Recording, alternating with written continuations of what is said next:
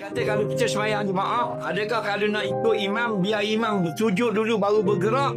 Jawabnya, dengar baik-baik. Cara ikut imam dalam solat berjemaah, contoh sujud. Kita berdiri ramai-ramai lelaki perempuan. Imam turun sujud.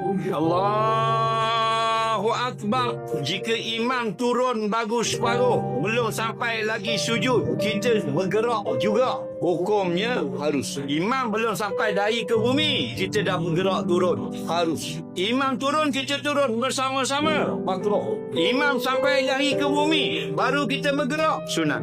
Ada 3 hukum situ. Ni imam, ni kita ramai-ramai. Imam Allah, kita pun Allah. Harus. Tak sama imam depan, kita belakang tapi terus gerak. Harus. Imam gerak, kita gerak sama Allah. Makruh. Imam turun dulu. Allahu Akbar. Baru kita gerak. Allahu Akbar. Afdal. Sunat. Imam gerak, kita potong. Haram. Jangan main. Imam 91, makmum 19. Imam gerak nak turun, makmum gerak. Siapa dulu? 19 ke 91?